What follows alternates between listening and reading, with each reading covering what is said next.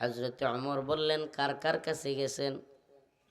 ওই ইহুদি বলল, প্রথমে হযরত আবু বকরের কাছে গিয়েছিলাম, তারপরে মুহাম্মদুর রাসূলুল্লাহর কাছে গিয়েছিলাম সাল্লাল্লাহু আলাইহি ওয়াসাল্লাম। সুবহানাল্লাহ। হযরত ওমর চোখগুলো গরম করে ফেললেন, ক্ষিপ্ত হয়ে গেলেন, বললেন, হযরত আবু বকর বিচার করেছে, মুহাম্মদুর রাসূলুল্লাহ বিচার করেছে, তুমি মানো নাই? ওই নামধারী মুসলমান সে বলে, আপনি বিচার করলে মানব। হযরত ওমর বলেন, অপেক্ষা করো, বসো, আমি একটু ঘর থেকে আসি, তোমার ফয়সালা দিব। হযরত ওমর ঘর থেকে খাপ কুলা তরবারি নিয়ে কল্লার কাছে এসে একটা কোপ দিয়ে কল্লা ফেলে দিয়ে বললেন, এই যে আমার বিচার, যে আমার রসুলের বিচার মানে না, তার জায়গা দুনিয়ায় হতে পারে না। মুমিনদের সিফাত দেখলেননি? এত এত মানুষের সামনে বলা হলো, খলিফাতুল মুসলিমিন আপনার গায়ে জামা দুইটা কেন? জবাব দেন নাই, হুমকি দেন নাই, ধমকি দেন নাই, ব্যক্তিগত কারণে আক্রমণ করেন নাই।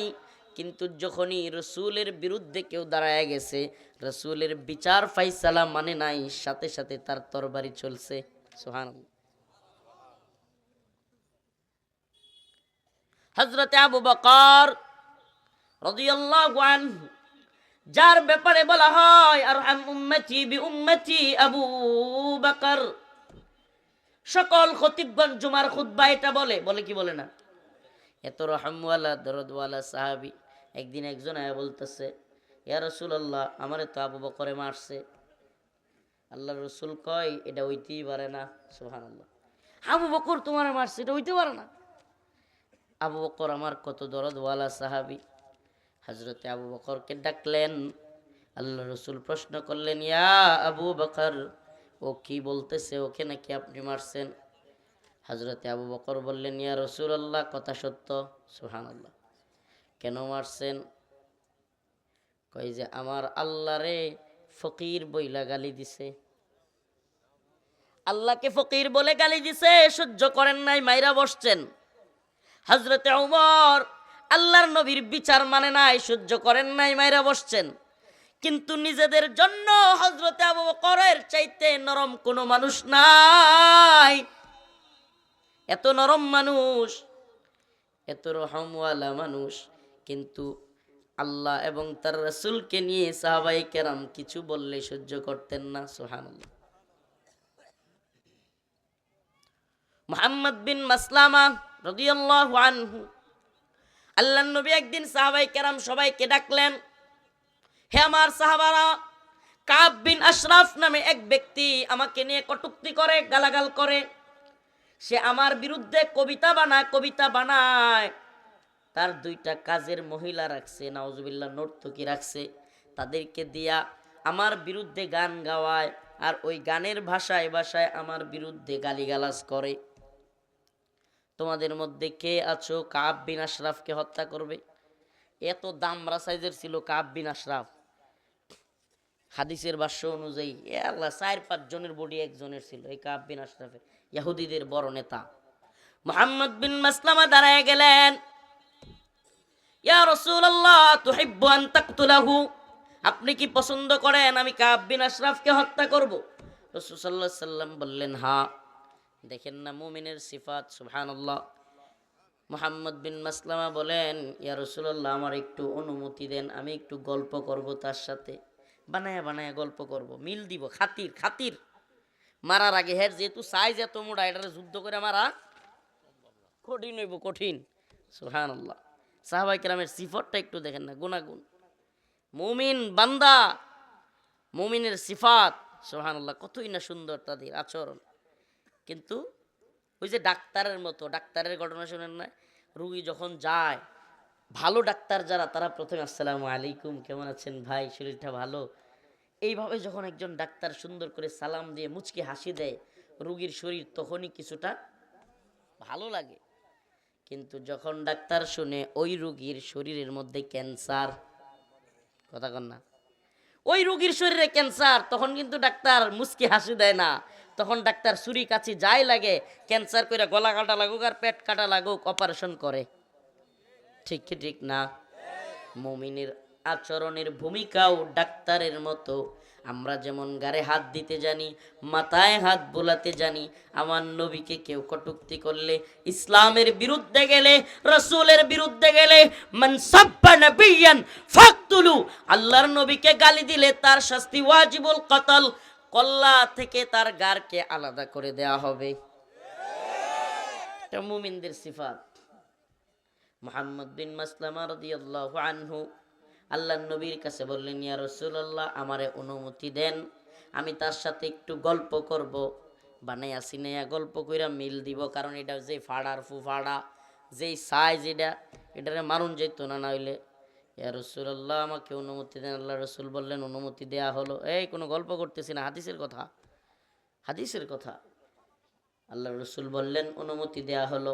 মুহাম্মদ বিন মাসলামা চলে গেলেন, যাই প্রথমেই যে টোপটা দিলেন, টোপ মানে মিল দেওয়া লাগবো তো, এর যেই সাইজ, হাদিসের ভাষ্য অনুযায়ী আপনার ওই জামানায় আরবে এত স্বাস্থ্যশালী মোটা মানুষ খুব কমই ছিল, এত লম্বা, এত স্বাস্থ্য।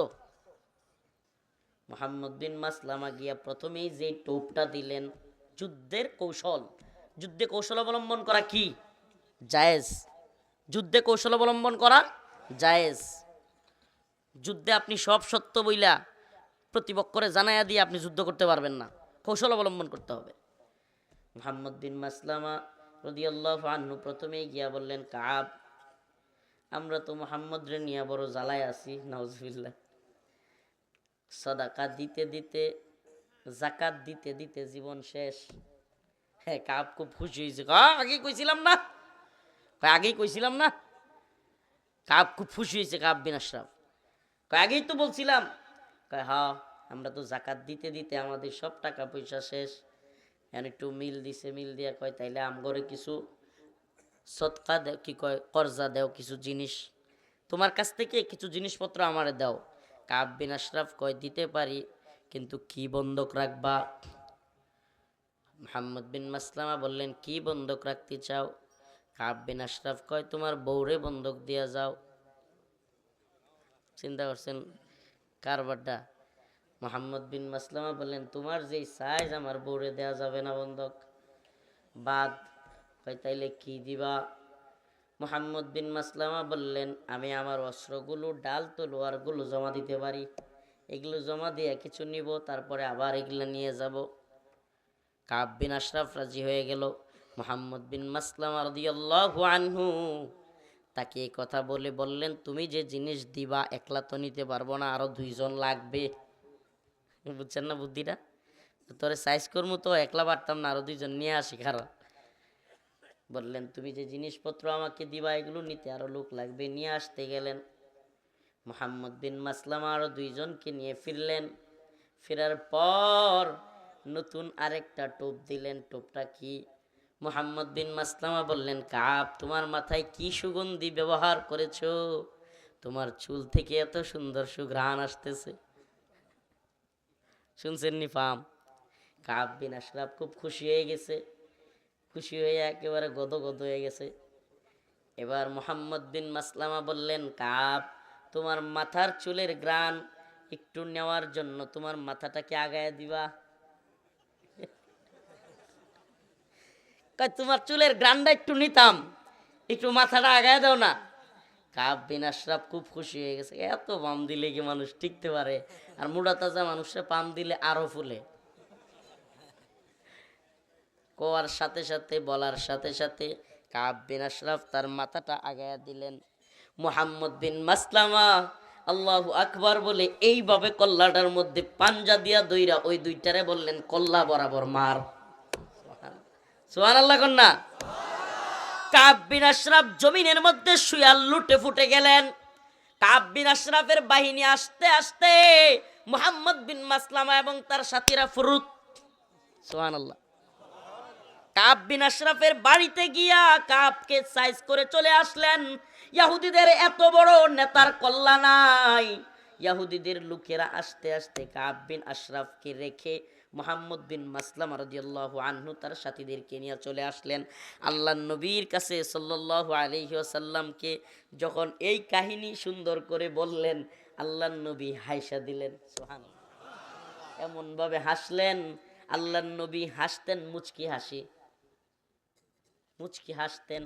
কিন্তু হাদিসের মধ্যে আসছে রাসূলুল্লাহ সাল্লাল্লাহু আলাইহি ওয়াসাল্লাম যে কয়দিন খুশিতে এমন হাসছেন যে তার দাঁত দেখা গেছে, ওনার ওই দিন একদিন কাব বিন আশরাফের হত্যার যে কৌশল মুহাম্মদ বিন মাসলামা রাদিয়াল্লাহু আনহু বলেছেন, আল্লাহর নবী সাল্লাল্লাহু আলাইহি সাল্লাম এমন হাসছেন যে দাঁত দেখা গেছে। সুবহানাল্লাহ, এত খুশি হয়েছেন। তার মানে কি?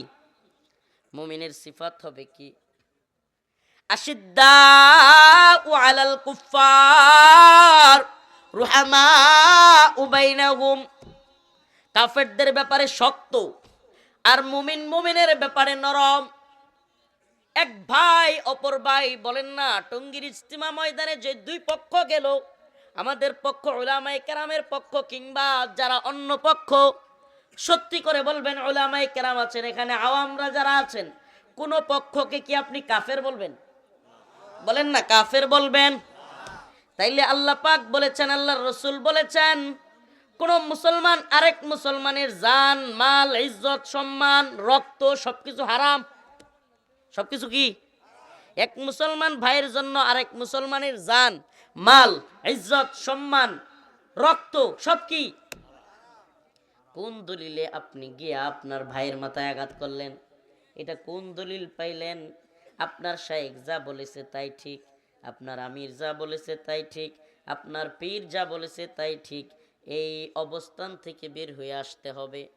আমি তো বলি প্রিয় ভাই, মুমিনের সিফাত হবে এটা, ব্যক্তি কোনো ইসলামের দলিল না।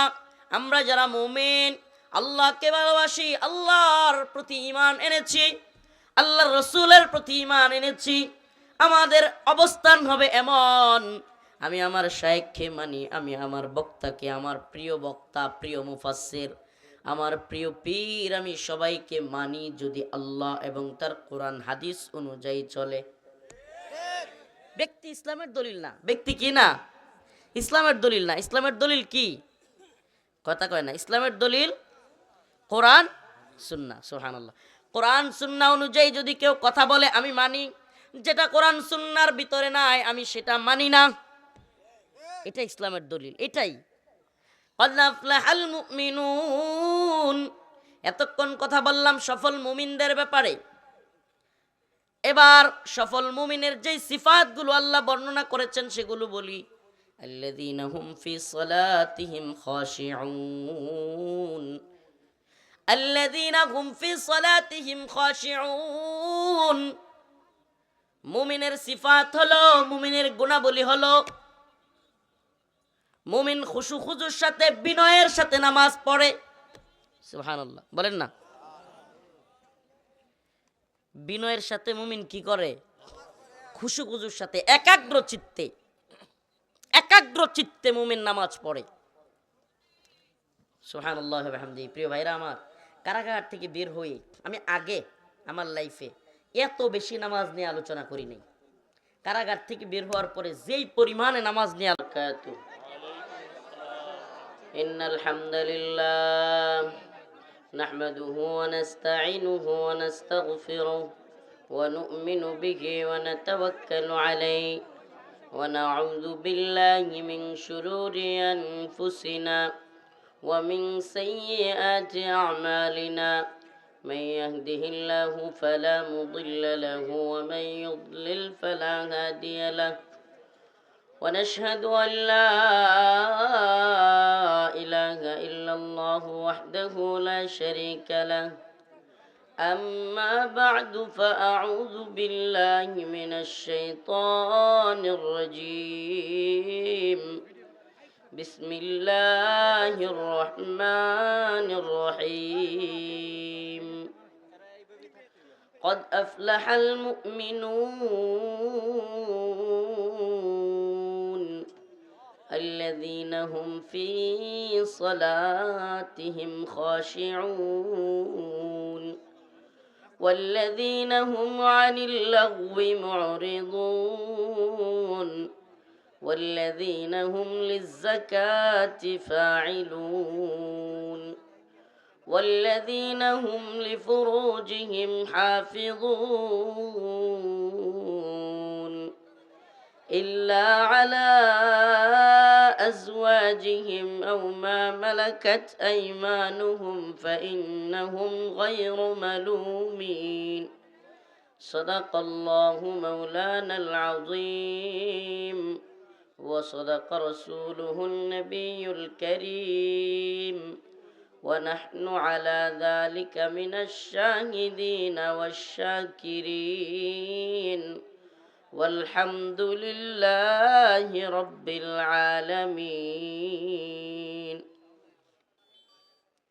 সকলে একটু দুরূদ শরীফ পড়েন আল্লাহুম্মা সাল্লি আলা মুহাম্মাদিন ওয়া আলা আলি মুহাম্মাদ কামা সাল্লাইতা আলা ইব্রাহিম ওয়া আলা আলি ইব্রাহিম ইন্নাকা হামিদুম মাজিদ اللهم بارك على محمد وعلى آل محمد كما باركت على إبراهيم وعلى آل إبراهيم إنك حميد مجيد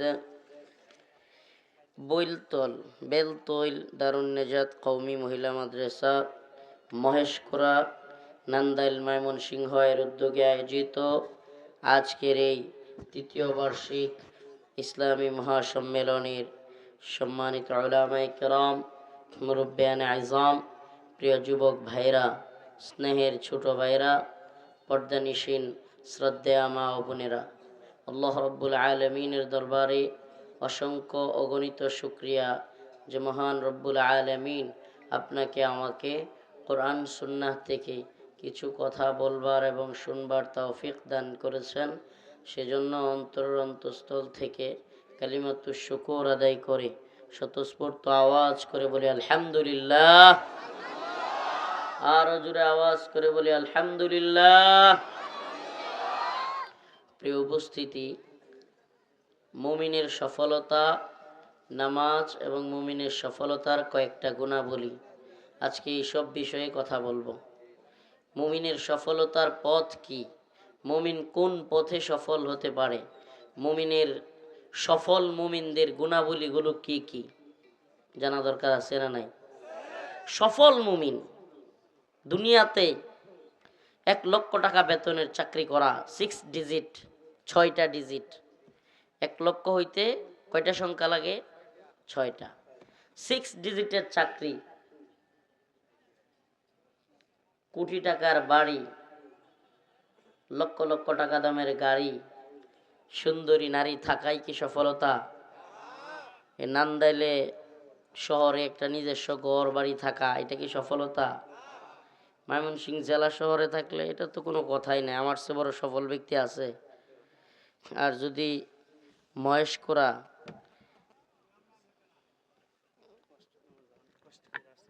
তাড়াতাড়ি দেন, তাড়াতাড়ি, হ্যাঁ এসে যান, ঠিক আছে, এটা আমি দেখতেছি, যান।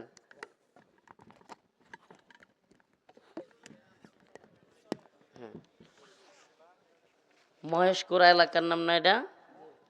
মহেশকুরা বেলতৈল। বেলতৈল যদি কারো 50 কাঠা 100 কাঠা জমি থাকে, এত বিরাট সফল লোক। 5টা 7টা ভাই বাইস্তা থাকলে, 4টা 5টা পোলাপান থাকলে এলাকায় তার চাইতে বড় সফল আর কেডা আছে? এই কি আমাদের সফলতা? এগুলো কি মুমিনের সফলতা? ডাক মারলেই 10টা ভাই বাইস্তা বাইরে পড়ে, 2-3টা বিদেশেও আছে, টাকা বাড়ায়। আর এই এলাকার বন্ধের মধ্যে জমি আছে আমার 100 কাঠা। হ্যাঁ হুজুর, আমার চেয়ে বড় সফল আর কেউ আছে নাকি? এই বংশের পোলাপান এমনি এমনি হাঁটে। কেমনে হাঁটে? এমনি এমনি। কে? বিশাল অহংকার তাদের। কেন? তারা খুব সফল। সফল, এগুলো কি তোমার সফলতা? ও মুসলমান ইমানদার, ও নান্দাইল ময়মনসিংহের মুসলমান, প্রিয় ভাইরা আমার, বাবারা আমার, লক্ষ টাকার চাকরি করা, অনেক বড় করে 2-3 তলা করে বাড়ি করা, কোটি টাকা দিয়ে গাড়ি কেনা, কিংবা সুন্দরী নারীকে বিয়ে করাই যদি সফলতা হয়, তাহলে অসুস্থতা হওয়ার পর কিংবা মারা যাওয়ার পর এই সফলতা কোথায় যায়? বলেন। এই সফলতা কোথায় যাবে? আল্লাহ রাব্বুল আলামিন বলেন, ফামান যুহজিহা আনিন নার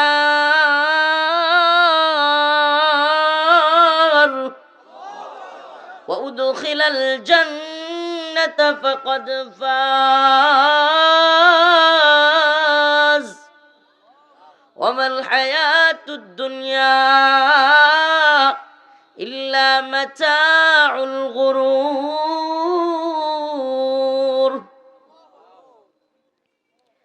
আল্লাহ রাব্বুল আলামিন বলেন, যে ব্যক্তি জাহান্নামের আগুন থেকে মুক্তি পেল এবং জান্নাতের মধ্যে প্রবেশ করতে পারল, সুবহানাল্লাহ, ফামান যুহজিহা আনিন নার ওয়া উদখিলাল জান্নাহ, যে ব্যক্তি জাহান্নামের আগুন থেকে মুক্তি পাইল এবং জান্নাতে প্রবেশ করতে পারল, ফাকাদ ফাজ, সেই হলো সফল। তার মানে মুমিন দুনিয়াতে সফল না ব্যর্থ এটা বলতেই পারবে না। মুমিন তার জীবনে, তার লাইফে, তার চলার পথে দুলনা থেকে কবর পর্যন্ত যে কতদিন হায়াত পেয়েছে, এই হায়াতের ভিতরে সে কি সফল মানুষ নাকি ব্যর্থ মানুষ সেটা নিজে পরীক্ষাও করতে পারবে না। কেন? কারণ পরীক্ষার জায়গা একটাই, মরার পর। পরীক্ষার জায়গা মরার পরে। সফল মুমিন, মুমিনের আরো অনেক সিফাত আল্লাহ পাক বর্ণনা করেছেন। ইয়া আইয়ুহাল্লাযীনা আমানু মান ইয়ারতাদ্দা মিনকুম আন দীনিহি ফাসাউফা ইয়াতিল্লাহু বিকওমিন ইউহিব্বুহুম ওয়া ইউহিব্বুনাহু আযিল্লাতিন আলাল মুমিনিন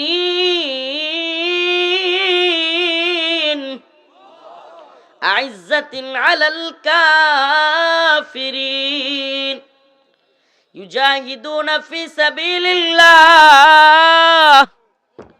ওয়ালা ইয়াখাফুনা লাওমাতা লাইম। সুবহানাল্লাহ।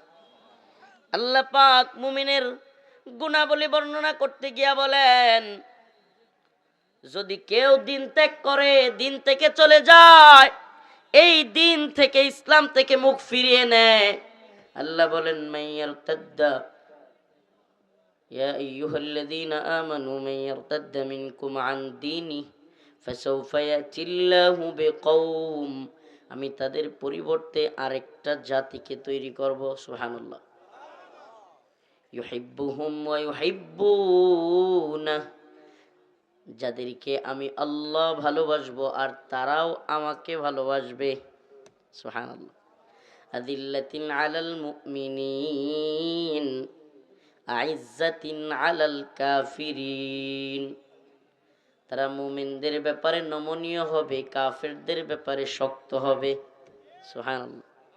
কয়েকটা গুণ বললেন আল্লাহ। একটা গুণ কি? আল্লাহ তাদেরকে ভালোবাসবেন। আল্লাহ পাক মুমিনদেরকে কি করবেন? ভালোবাসবেন, যারা দিনকে আঁকড়ায় ধরে রাখবে। আল্লাহকেও তারা ভালোবাসবে। আযিল্লাতিন আলাল মুমিনিন, আল্লাহ বলেন মুমিনদের ব্যাপারে তাদের গুণাবলী হবে, মুমিনদের ব্যাপারে তাদের কাজ হবে নমনীয়, সুবহানাল্লাহ। ওই যে রাসূলের ব্যাপারে আল্লাহ পাক যে আয়াত সূরাতুল ফাতহিতে বলেছেন, ওই আয়াতের নমুনা হবে তারা। মুহাম্মাদুর রাসূলুল্লাহ ওয়াল্লাযীনা মা'আহু আশিদ্দাউ আলাল কুফফার রুহামাউ বাইনাহুম, আশিদ্দাউ আলাল কুফফার, কাফেরদের ব্যাপারে তারা কি? কঠোর। রুহামাউ বাইনাহুম, সুবহানাল্লাহ, নিজেরা নিজেদের মধ্যে অনেক দরদি। কিন্তু আমাদের সিফাত কেমন? আমাদের গুণাবলী পুরাই উল্টা। আমরা কাফেরদের ব্যাপারে, সনাতন ধর্মাবলম্বীদের, হিন্দুদের মূর্তির দারোয়ান সাজলে খুশি হই। বুঝাইতে পারি নাই? আমরা মূর্তির দারোয়ান সাজতে গেলে খুশি হই। কমিটি গঠন কইরা, টিম গঠন কইরা, বিভিন্ন দল, বিভিন্ন নেতাদের কথায়, শাইখের কথায়, উপদেষ্টার কথায় মূর্তির দারোয়ান সাজি গিয়া, মন্দিরের দারোয়ান, মন্দিরের পাহারাদার।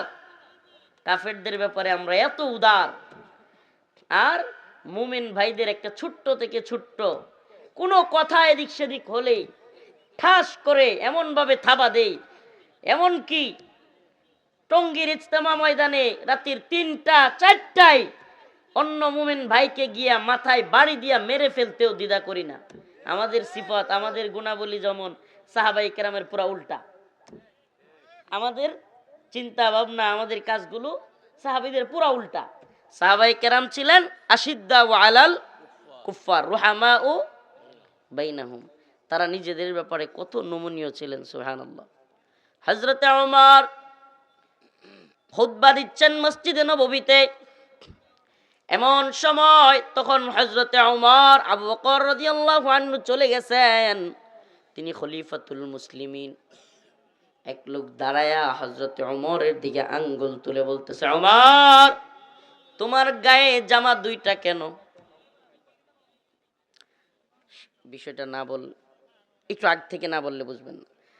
বাইতুল মাল থেকে প্রত্যেককে একটা একটা করে জামা বন্টন করে দেওয়া হয়েছিল, কাপড়। হযরতে ওমরের গায়ে 2টা কাপড় কেন? একজন সাধারণ লোক সকলের সামনে প্রশ্ন করতেছে। কাকে প্রশ্ন করতেছে? যিনি খলিফাতুল মুসলিমিন, সুবহানাল্লাহ, সমস্ত মুমিনের খলিফা, তৎকালীন শাসক। বর্তমানে আমাদের শাসকদেরকে তো দূরের কথা, শাসকদেরকে যদি বলা হয় যে আপনার গায়ে জামা 2টা কেন, বা আপনি এত সুন্দর সুন্দর কাপড় পরেন, শীতের কাপড়ের অভাব নাই, আর আমগর শীতের কাপড় নাই, এটা কইলে এত উপরে যাওয়ার দরকার নাই। চেয়ারম্যান টেয়ারম্যান এগুলোরে কইলেই পরের দিন আর হের হাত পাও ভাঙ্গা পাইব, হের হাত পাও ঠিকঠাক পাওয়া যেত না। ঠিকই ঠিক না? এত উপরে সরকার প্রধানরে বলার দরকার নাই। জনসম্মুখে যদি কোনো চেয়ারম্যানরেও কম যায়, এই মেয়ে আপনি এত ভালো ভালো শীতের কাপড় পরেন, আর আমগর এলাকার গরিব মানুষের শীতের কাপড় নাই, এর হাত পাও থাকবো? থাকতো না। অথচ খলিফাতুল মুসলিমিন হযরতে ওমর বলল 2টা জামা কেন? তিনি জবাব দেন নাই, তিনি হুমকি দেন নাই, মারেন নাই। তার ছেলে আব্দুল্লাহ ইবনে ওমরকে বলেন, আব্দুল্লাহ বেটা দাঁড়াও, এই কথার জবাব দাও। হযরতে আব্দুল্লাহ ইবনে ওমর দাঁড়ায়া বললেন, ও ভাই, আমার গায়ে একটা, তোমার গায়ে যেমন একটা, সবার গায়ে একটা জামাই থাকার কথা, কিন্তু আজকের বিশেষ দিনে আমাকে বাইতুল মাল থেকে যে কাপড়টা দেয়া হয়েছিল, আমি আমার বাবাকে ওইটা দিয়ে দিছি। এই জন্য আমার বাবার গায়ে কয়টা? সুবহানাল্লাহ। দেখছেন নিজেদের ক্ষেত্রে তারা কত নরম। নিজেকে রাষ্ট্রীয় প্রধান হওয়ার পরেও, মুসলমানদের শাসক হওয়ার পরেও, আমিরুল মুসলিমিন হওয়ার পরেও সাধারণ একজন লোকের এরকম এতগুলো মানুষের সামনে করা এত ছোট একটা প্রশ্নে, অপমানসূচক একটা প্রশ্নে নিজেকে সংযত রাখলেন। কিন্তু ভিন্ন একদিনের ঘটনা, একজন ইহুদি আর একজন নামদারি মুসলমান ঝগড়া লাগছে। হযরতে আবু বকরের কাছে বিচার নিয়ে গেছে। হযরতে আবু বকর ফায়সালা দিলেন বিচারের ইহুদির পক্ষে। কার পক্ষে? ইহুদির পক্ষে। ওই নামদারি মুসলমান বলে, বিচার মানি না, আমি যাব মুহাম্মাদের কাছে সাল্লাল্লাহু আলাইহি সাল্লাম, মুহাম্মদুর রাসূলুল্লাহর কাছে। চলো, দুইজনই গেছে। দুইজন যাওয়ার পরে আল্লাহ রাসূল সাল্লাল্লাহু আলাইহি সাল্লাম সবকিছু শুইনা বিচার ফায়সালা দিলেন, উনিও দিলেন ইহুদির পক্ষে। ইসলামের সৌন্দর্য এটা। আপনি যেই ধর্মেরই হন, বিচার সঠিক হবে। আপনি মুসলমান বলে আপনি অন্যায় করলেও মাপ পেয়ে যাবেন, এটা ইসলাম না। সুবহানাল্লাহ। এখন ওই নামদারি মুসলমান ওখান থেকে বের হইয়াও বলে, আমি এই বিচারও মানি না। নাউজুবিল্লাহ। হযরতে আবু বকরের বিচার মানে নাই, মুহাম্মদ আরবি সাল্লাল্লাহু আলাইহি ওয়াসাল্লামের বিচারও মানে নাই। এবার ইহুদি জিজ্ঞেস করলো, এবার কার কাছে যাবা? ওই নামদারি মুসলমান বলে, এবার ওমরের কাছে যাব বিচার নিয়া। হযরতে ওমরের কাছে যখন বিচার নিয়ে গেছে, ওই ইহুদি গিয়া বলতেছে, আপনার কাছে আসার আগে আমরা আরো 2 জনের কাছে বিচার নিয়ে গিয়েছিলাম, ওই উভয়জন আমার পক্ষে বিচারের রায় দিয়েছে। হযরতে ওমর বললেন, কার কার কাছে গেছেন?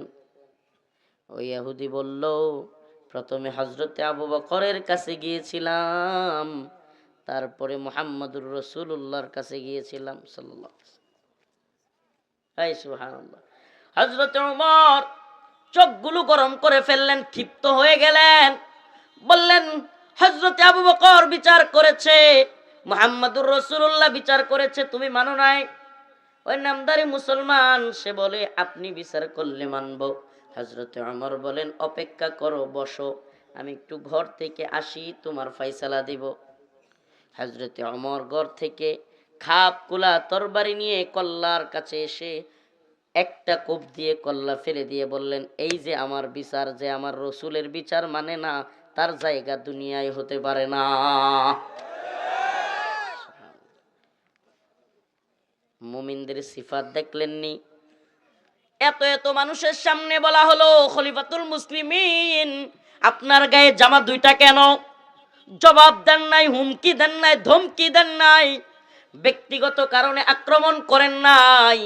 কিন্তু যখনই রসুলের বিরুদ্ধে কেউ দাঁড়ায় গেছে, রসুলের বিচার ফাইসালা মানে নাই, সাথে সাথে তার তরবারি চলছে। সুবহানাল্লাহ। হযরতে আবু বকর রাদিয়াল্লাহু আনহু, যার ব্যাপারে বলা হয় আরহাম উম্মতি বি উম্মতি আবু বকর, সকল খতিবগণ জুমার খুতবা এটা বলে, বলে কি বলে না? এত রহমওয়ালা দরদওয়ালা সাহাবী। একদিন একজন আয়া বলতেছে, ইয়া রাসূলুল্লাহ, আমারে তো আবু বকরে মারছে।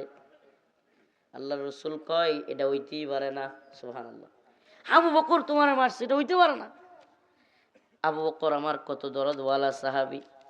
হযরতে আবু বকরকে ডাকলেন, আল্লাহর রাসূল প্রশ্ন করলেন, ইয়া আবু বকর, ও কি বলতেছে, ওকে নাকি আপনি মারছেন? হযরতে আবু বকর বললেন, ইয়া রাসূলুল্লাহ, কথা সত্য। সুবহানাল্লাহ।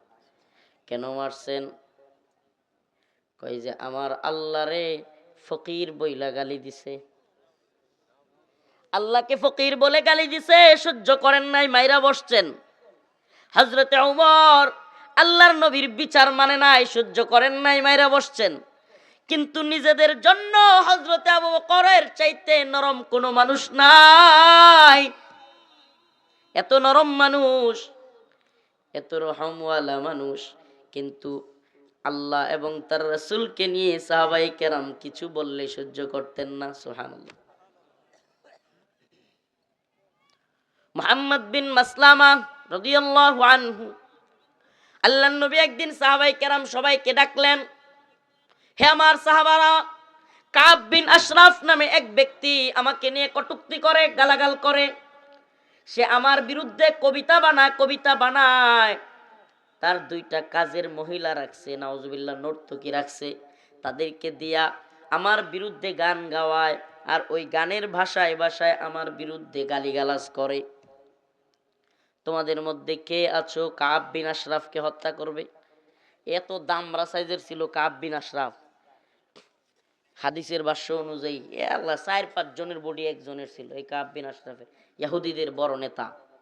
মুহাম্মদ বিন মাসলামা দাঁড়ায় গেলেন, ইয়া রাসূলুল্লাহ, তুহিব্বু আন তাকতুলাহু, আপনি কি পছন্দ করেন আমি কাব বিন আশরাফকে হত্যা করব? রাসূল সাল্লাল্লাহু আলাইহি সাল্লাম বললেন, হ্যাঁ। দেখেন না মুমিনের সিফাত। সুবহানাল্লাহ। মুহাম্মদ বিন মাসলামা বলেন, ইয়া রাসূলুল্লাহ, আমার একটু অনুমতি দেন, আমি একটু গল্প করব তার সাথে, বানায়া বানায়া গল্প করব, মিল দিব, খাতির খাতির। মারার আগে হের যেহেতু সাইজ এত মোটা, এটারে যুদ্ধ করে মারা কঠিন হইব, কঠিন। সুবহানাল্লাহ। সাহাবায়ে কেরামের সিফাতটা একটু দেখেন না, গুনাগুন। মুমিন বান্দা, মুমিনের সিফাত, সুবহানাল্লাহ, কতই না সুন্দর তাদের আচরণ। কিন্তু ওই যে ডাক্তারের মতো, ডাক্তারের ঘটনা শুনেন না, রুগী যখন যায়, ভালো ডাক্তার যারা, তারা প্রথমে আসসালামু আলাইকুম, কেমন আছেন ভাই, শরীরটা ভালো, এইভাবে যখন একজন ডাক্তার সুন্দর করে সালাম দিয়ে মুচকি হাসি দেয়, রুগীর শরীর তখনই কিছুটা ভালো লাগে। কিন্তু যখন ডাক্তার শুনে ওই রুগীর শরীরের মধ্যে ক্যান্সার, কথা কন না, ওই রুগীর শরীরে ক্যান্সার, তখন কিন্তু ডাক্তার মুচকি হাসি দেয় না, তখন ডাক্তার ছুরি কাছি যাই লাগে, ক্যান্সার কইরা গলা কাটা লাগুক আর পেট কাটা লাগুক, অপারেশন করে। ঠিক কি ঠিক না? মুমিনের আচরণের ভূমিকাও ডাক্তারের মতো।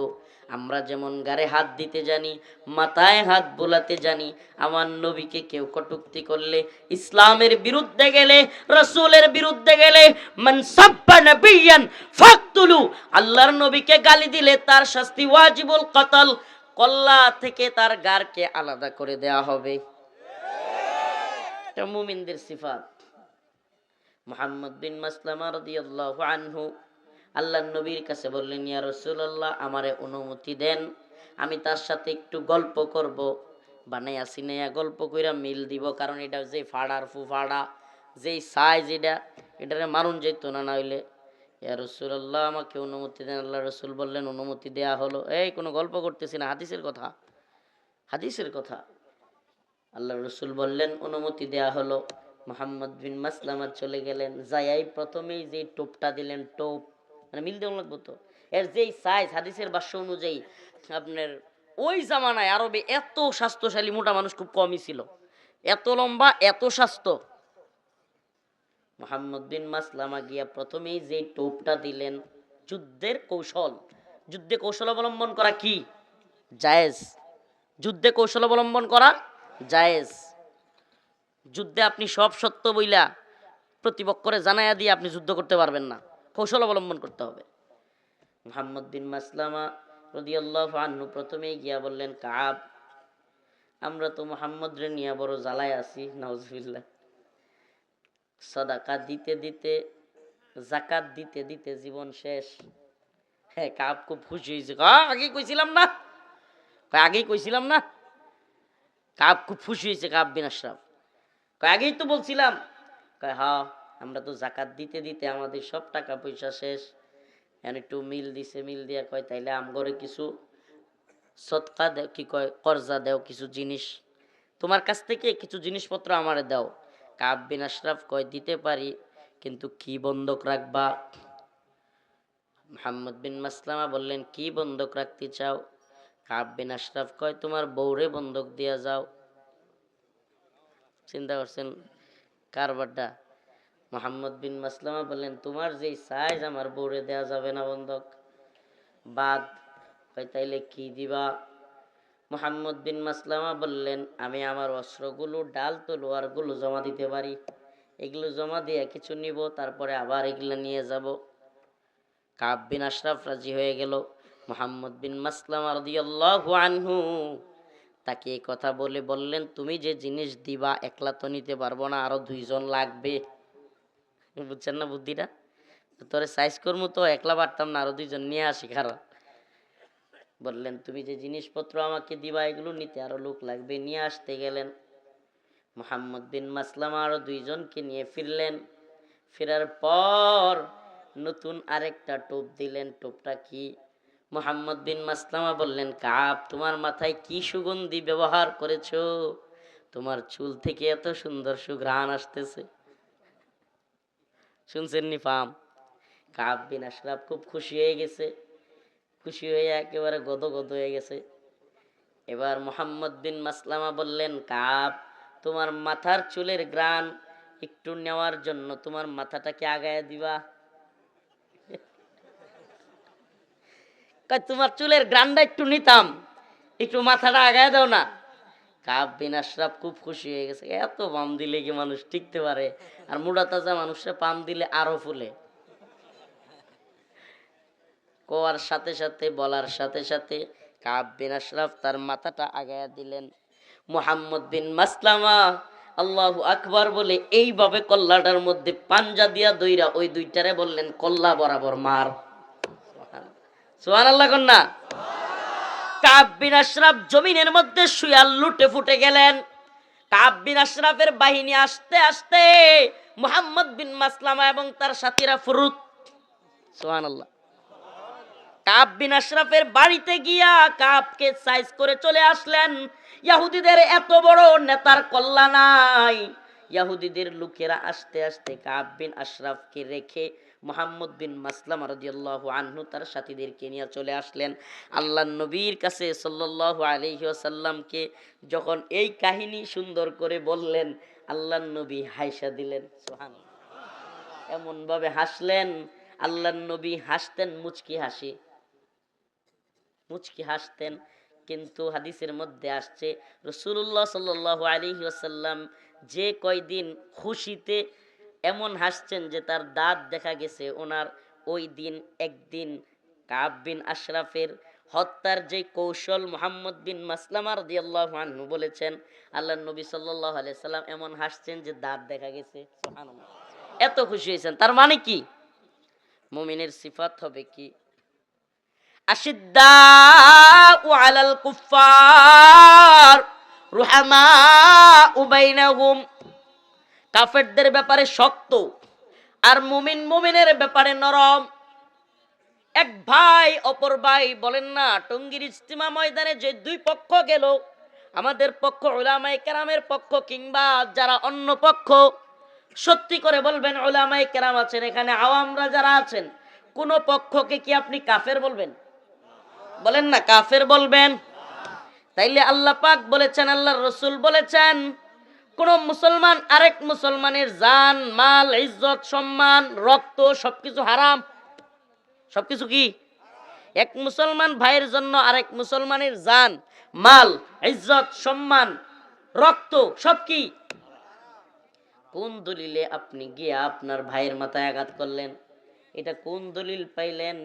আপনার শাইখ যা বলেছে তাই ঠিক, আপনার আমির যা বলেছে তাই ঠিক, আপনার পীর যা বলেছে তাই ঠিক। এই অবস্থান থেকে বের হয়ে আসতে হবে। আমি তো বলি প্রিয় ভাই, মুমিনের সিফাত হবে এটা, ব্যক্তি কোনো ইসলামের দলিল না। আমরা যারা মুমিন, আল্লাহকে ভালোবাসি, আল্লাহর প্রতি ঈমান এনেছি, আল্লাহর রাসূলের প্রতি ঈমান এনেছি, আমাদের অবস্থান হবে এমন, আমি আমার শাইখকে মানি, আমি আমার বক্তাকে, আমার প্রিয় বক্তা প্রিয় মুফাসসির আমার প্রিয় পীর, আমি সবাইকে মানি যদি আল্লাহ এবং তার কোরআন হাদিস অনুযায়ী চলে। ব্যক্তি ইসলামের দলিল না। ব্যক্তি কি না? ইসলামের দলিল না। ইসলামের দলিল কি? কথা কয় না। ইসলামের দলিল কোরআন সুন্নাহ। সুবহানাল্লাহ। কোরআন সুন্নাহ অনুযায়ী যদি কেউ কথা বলে আমি মানি, যেটা কোরআন সুন্নাহর ভিতরে নাই আমি সেটা মানি না। এটা ইসলামের দলিল, এটাই। ক্বাদ আফলাহাল মুমিনুন। এতক্ষণ কথা বললাম সফল মুমিনদের ব্যাপারে। এবার সফল মুমিনের যেই সিফাতগুলো আল্লাহ বর্ণনা করেছেন সেগুলো বলি। আল্লাযীনা হুম ফি সালাতিহিম খাশিউন, আল্লাযীনা হুম ফি সালাতিহিম খাশিউন। মুমিনের সিফাত হলো, মুমিনের গুণাবলী হলো, মুমিন খুশু খুজুর সাথে বিনয়ের সাথে নামাজ পড়ে। সুবহানাল্লাহ, বলেন না। বিনয়ের সাথে মুমিন কি করে? খুশু খুজুর সাথে একাগ্র চিত্তে মুমিন নামাজ পড়ে। সুবহানাল্লাহ ওয়া বিহামদিহি। প্রিয় ভাইরা আমার, কারাগার থেকে বের হয়ে আমি আগে আমার লাইফে এত বেশি নামাজ নিয়ে আলোচনা করি নাই। কারাগার থেকে বের হওয়ার পরে যেই পরিমাণে নামাজ নিয়ে